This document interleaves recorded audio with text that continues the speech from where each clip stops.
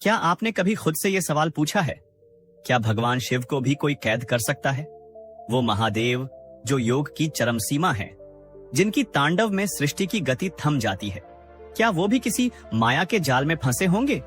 सोचकर भी अजीब लगता है। लेकिन पुराने ग्रंथों और लोक कथाओं में एक प्रसंग ऐसा जरूर आता है जहां कहा गया शिव बंदी बने थे। कैसे, क्यों और किसके द्वारा? यही है वो रहस्य जिससे पर्दा उठाना इतना आसान नहीं। हम शिव को सदा स्वतंत्र, सदा विचरणशील और किसी भी रूप में बंधन से परे मानते हैं। वो कैलाशवासी हैं, लेकिन हर कण कण में व्याप्त हैं। वो रौद्र भी हैं और सौम्य भी। वो भस्म लगाते हैं और मोह से दूर रहते हैं। फिर वो किसी के द्वारा बंदी बना लिए गए। ये सुनते ही मन सवालों से भर जाता है। क्या यह संभव था? पर यह सब अभी अनुमान है। सच्चाई क्या है, ये तो आगे की कथा में ही स्पष्ट होगी। इसलिए रुके रहिए, क्योंकि आगे जो खुलासे होंगे वो न सिर्फ चौंकाएंगे बल्कि सोचने पर मजबूर कर देंगे। क्या ईश्वर को कोई कैद कर सकता है? इसलिए इस कहानी को पूरा सुनना, क्योंकि आधी अधूरी कहानी सुनने से पाप लगता है और शिवजी आपसे नाराज भी हो सकते हैं। अगर आप इस कहानी को पूरा सुनेंगे तो शिवजी की विशेष कृपा आप पर होगी। चलो दोस्तों, कहानी को बिना किसी विलंब के शुरू करते हैं। बहुत पुरानी बात है, जब धरती पर धर्म, तप और शक्ति का संतुलन बेहद नाजुक था। उस समय एक राजा था, वसुकी। वह बचपन से ही विलक्षण था, लेकिन उसकी सबसे बड़ी विशेषता थी उसकी जिद कुछ बड़ा बनने की, कुछ ऐसा करने की जो किसी ने पहले न किया हो। उसने छोटी उम्र से ही तप शुरू कर दिया। सालों तक जंगलों में भटकते हुए शरीर को कठोर तपस्या में झोंक दिया। देवता भी चकित हो उठे। इतना समर्पण, इतनी दृढ़ता। और जब उसकी तपस्या चरम पर पहुंची तो ब्रह्मा जी प्रकट हुए और कहा, वसुकी, तेरा तप असाधारण है। मांग, क्या वरदान चाहता है? राजा ने बिना झिझक कहा, ऐसा वर दो कि कोई भी देवता मुझे युद्ध में पराजित न कर सके। ब्रह्मा ने हंसकर वरदान दे दिया और यहीं से कथा ने एक नई दिशा ले ली। वसुकी के लिए यह वरदान सिर्फ सुरक्षा का कवच नहीं था, ये एक नया ताज था, अभिमान का ताज। अब उसका चेहरा चमकता नहीं, दहकता था। उसकी दृष्टि बदल गई। पहले जहां वो भक्त था, अब वो स्वामी बन बैठा था। उसका साम्राज्य बढ़ने लगा और साथ ही उसकी सोच भी बदलने लगी। उसे लगने लगा कि वो सिर्फ एक राजा नहीं बल्कि देवताओं के बराबर है। धीरे धीरे उसका व्यवहार बदलने लगा। जहां पहले प्रजा उसे सम्मान से देखती थी, अब डर से सिर झुकाने लगी। वसुकी ने देवताओं को सभा में ललकारा, कहा, अगर तुम मुझे हरा नहीं सकते तो अब मैं ही सृष्टि का नियंता हूं। मेरी आज्ञा ही अब धर्म है। देवता मौन रहे, क्योंकि वरदान उन्हें बांध चुका था। वो कुछ कर भी नहीं सकते थे। राजा अब उस अवस्था में पहुंच चुका था जहां शक्ति और अंधा विश्वास एक हो चुके थे। उसे न कोई सलाह दिखाई देती थी, न कोई सीमा। ब्रह्मा का वरदान अब उसका शस्त्र नहीं, उसका दंभ बन चुका था। एक दिन उसने खुद से कहा, मैंने इंद्र को झुका दिया, अग्नि को भी वश में किया, अब सिर्फ एक ही बचा है, महादेव। उसकी दृष्टि अब कैलाश की ओर उठ चुकी थी। राजा वसुकी अब सिर्फ सत्ता का भूखा नहीं था, वो अब देवताओं को भी अपनी कठपुतली बनाना चाहता था। लेकिन उसकी नजर अब उस पर थी जो सबसे ऊपर था, भगवान शिव। उसे पता था शिव से युद्ध नहीं जीत सकते, क्योंकि शिव को हराना संभव नहीं। लेकिन शिव की एक विशेषता थी जो हर भक्त जानता है, उनकी सरलता। वसुकी ने सोचा, अगर मैं युद्ध नहीं कर सकता तो चाल से काम लूंगा। शिव तो भोलेनाथ हैं, सीधे, सरल, भावुक। उन्हें भावनाओं से जीतना संभव है। और यहीं से उसने एक योजना रची। उसने शिव के लिए एक विशेष यज्ञ की व्यवस्था की। संदेश भेजा गया, कैलाश, हे नीलकंठ, हे करुणा मूर्ति, मैं आपके दर्शन और आशीर्वाद की कामना करता हूं। मेरे यज्ञ में पधारें और मेरी आत्मा को शुद्ध करें। शिव, जो हर किसी के पुकार पर आते हैं, उस आमंत्रण को कैसे ठुकराते? उन्होंने किसी संदेह के बिना सहज भाव से यज्ञ में सम्मिलित होने का निर्णय लिया। लेकिन जैसे ही उन्होंने यज्ञ स्थल पर प्रवेश किया, वहां कुछ अलग ही था। चारों ओर तेज रश्मियां, दिशाएं भ्रमित और मंत्रों की जगह कुछ और गूंज रहा था। वसुकी ने अपनी माया से एक ऐसा मंडल रचा था जो शिव की ऊर्जा को सीमित कर सके, कम से कम थोड़ी देर के लिए। कहते हैं, शिव जब यज्ञ मंडप में पहुंचे तो वो पूर्णतः ध्यान मग्न हो गए थे। न उनकी आंखें खुली, न उन्होंने कुछ बोला। वसुकी के ऋषियों ने इस स्थिति का लाभ उठाया उन्होंने उस ध्यानावस्था को ही बंधन बना दिया, एक ऐसा चक्रव्यूह जिसमें शिव के आसपास का ऊर्जा क्षेत्र बंद कर दिया गया। राजा ने प्रसन्न होकर घोषणा की, अब महादेव मेरी यज्ञशाला में बंदी है, आज से वे मेरी सत्ता के अधीन हैं। सभा में तालियां बजीं, ढोल बजे और राजा की विजय का शंखनाद हुआ। पर शायद किसी ने ध्यान नहीं दिया कि शिव ने अब भी आंखें नहीं खोली थीं। न कोई विरोध, न कोई क्रोध, बस मौन। शिव ने खुद को इसलिए रोक लिया क्योंकि वे राजा की लीला का हिस्सा बनना चाहते थे। उनका मौन, उनकी आंखें बंद रहना शायद एक संकेत था, क्योंकि शिव कभी मजबूरी में चुप नहीं रहते। वो तब चुप होते हैं जब कुछ बड़ा सिखाना हो, और शायद यही उनकी लीला थी, अहंकार के चरम को खुद अपने मौन से तोड़ने की। राजा को लगा कि उसने शिव को जीत लिया, लेकिन असल में शिव ने उसे खुद से और उसकी सोच से हारने का मौका दिया था। जैसे ही भगवान शिव ध्यानमग्न अवस्था में वसुकी की माया में बंदी हुए, सब कुछ बदल गया। लेकिन यह बदलाव केवल एक यज्ञ मंडप तक सीमित नहीं था। समूची सृष्टि की गति डगमगाने लगी। वो ब्रह्मांड जो शिव की मौन उपस्थिति से संतुलित था, अब एक असामान्य कंपन में डूब गया। पृथ्वी की सतह फटने लगी, वायु की गति बेकाबू हो गई, नदियां अचानक विपरीत दिशा में बहने लगी, पर्वत कांप उठे, पशु पक्षी विचलित हो गए। ऐसा लग रहा था जैसे धरा से आकाश तक हर कण किसी भय में डूब गया हो। कोई अदृश्य ध्वनि, कोई मौन चेतावनी हर जीव के भीतर गूंजने लगी थी, जैसे प्रकृति स्वयं कह रही हो, कुछ अनहोनी हो चुकी है। देवताओं के लोक में भी शांति भंग हो चुकी थी। इंद्र, वरुण, अग्नि, यम सभी अपने अपने स्थानों पर व्याकुल हो उठे थे। देव सभा बुलाई गई, लेकिन कोई उत्तर नहीं था। किसी को समझ नहीं आ रहा था कि इस ब्रह्मांडीय असंतुलन की जड़ क्या है।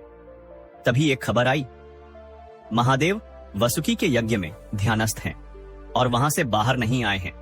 देवताओं की आंखों में अविश्वास भर आया। शिव, जो किसी भी यज्ञ, पूजा या औपचारिक आमंत्रण से बंधे नहीं रहते, वो इतने समय से एक ही स्थान पर मौन क्यों है? और अगर वो स्वयं मौन है, तो क्या ये मौन सच में उनकी इच्छा से है? नारद मुनि, जो ब्रह्मांड के समाचार वाहक हैं, तुरंत कैलाश पहुंचे, लेकिन वहां शून्यता थी। नंदी स्तब्ध खड़ा था, गण मौन थे, और पार्वती जी चिंता में डूबी थी। उन्होंने नारद से पूछा, क्या आपको पता चला? प्रभु अब तक यज्ञ से क्यों नहीं लौटे? नारद के पास कोई उत्तर नहीं था। उन्होंने विनम्रता से कहा, देवी, सृष्टि कांप रही है, पृथ्वी कांप रही है, और उस कंप में शिव की अनुपस्थिति का स्पष्ट संकेत है। पार्वती की आंखों में चिंता अब क्रोध में बदलने लगी थी। जिसने भी मेरे स्वामी को बंद किया है, वह नहीं जानता उसने क्या किया है।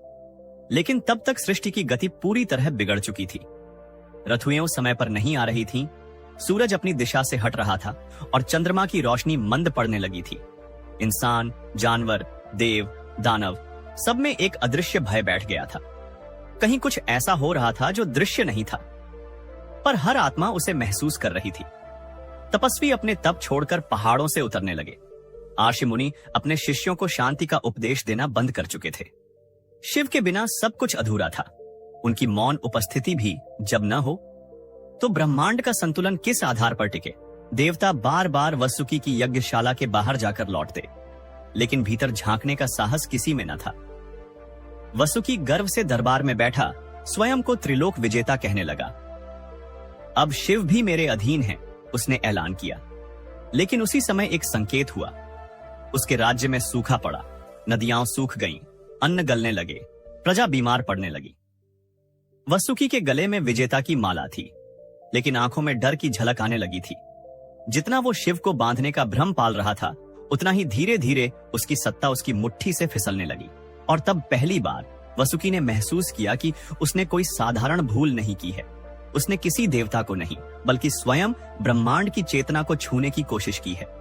और वो चेतना अब मौन होकर पूरी सृष्टि को संदेश दे रही थी। जब अहंकार सच्चाई से टकराता है, तो पहले वो खुद को विजेता समझता है, फिर वही अहंकार उसका अंत लिखता है। लेकिन अभी सब कुछ समाप्त नहीं हुआ था। यह तो बस शुरुआत थी। शिव मौन थे, लेकिन सृष्टि चीख रही थी। जब सृष्टि की हर दिशा डगमगाने लगी और देवता तक असहाय हो गए, तब सारी आशाएं भगवान विष्णु की ओर टिक गईं। सभी जानते थे कि जब भी ब्रह्मांड के संतुलन पर संकट आया है, श्रीहरि ने कोई ना कोई उपाय निकाला है। लेकिन इस बार मामला अलग था। यह किसी राक्षस, युद्ध या बाहरी शत्रु का संकट नहीं था। यह संकट स्वयं ईश्वर की अनुपस्थिति का था। शिव मौन थे, उनका रूप स्थिर था और इसी मौन ने पूरे ब्रह्मांड को अस्थिर कर दिया था।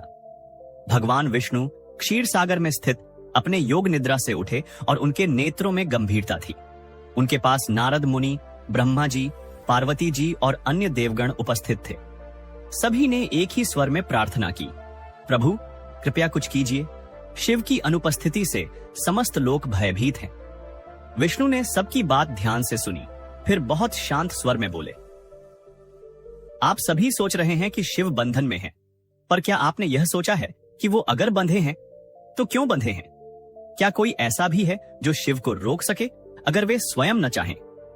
सभा में सन्नाटा छा गया। पार्वती जी ने कहा, तो क्या आप कहना चाहते हैं कि यह सब महादेव की इच्छा से हो रहा है? विष्णु मुस्कुराए और बोले, देवी, शिव कभी किसी के अधीन नहीं होते, वे केवल अपने कर्म और करुणा के अधीन होते हैं। वसुकी ने जो किया वह शिव को कैद करना नहीं था, वह सिर्फ अपने अहंकार को प्रकट करना था। और शिव ने जो स्वीकार किया वो कैद नहीं थी, वो एक अवसर था, किसी को स्वयं से परिचित कराने का। नारद मुनि चौंक उठे। अवसर किसके लिए? विष्णु ने गंभीर स्वर में कहा, उसके लिए जो अपने को देवताओं से ऊपर मानने लगा है, जो शक्ति के मद में इतना चूर है कि उसे खुद अपने पतन की आहट तक सुनाई नहीं दे रही। शिव उस राजा को दंड नहीं देना चाहते, वो उसे ज्ञान देना चाहते हैं, और ज्ञान की पहली शर्त है मौन। शिव ने खुद को बंधन में नहीं डाला, उन्होंने वसुकी को एक दर्पण दिया है जिसमें वह खुद को देख सके। सभा में उपस्थित सभी देवगण स्तब्ध थे। पहली बार उन्हें यह समझ आया कि ईश्वर की चुप्पी भी कभी कभी सबसे बड़ा उत्तर होती है। विष्णु ने आगे कहा, शिव की यह लीला केवल वसुकी के लिए नहीं है, यह हम सबके लिए है।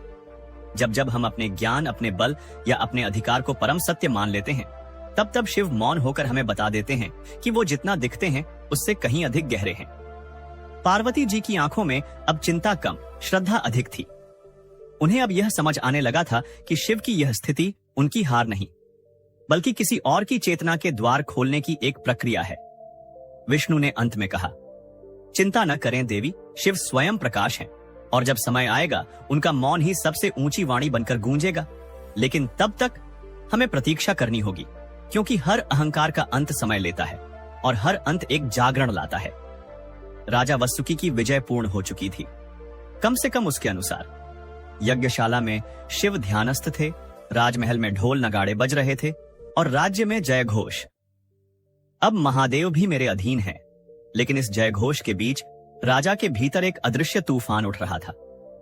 पहले वो हल्की बेचैनी थी, फिर बेचैनी से नींदें टूटी और फिर वो बेचैनी डर में बदलने लगी। शिव की मौन मुद्रा अब उसे चुनौती जैसी लगने लगी थी। जो राजा पहले गर्व से उनके सामने खड़ा होता था, अब धीरे धीरे झुकने लगा था, और यह झुकाव बाहरी नहीं था, ये उसके अंदर के टूटते अहंकार का संकेत था।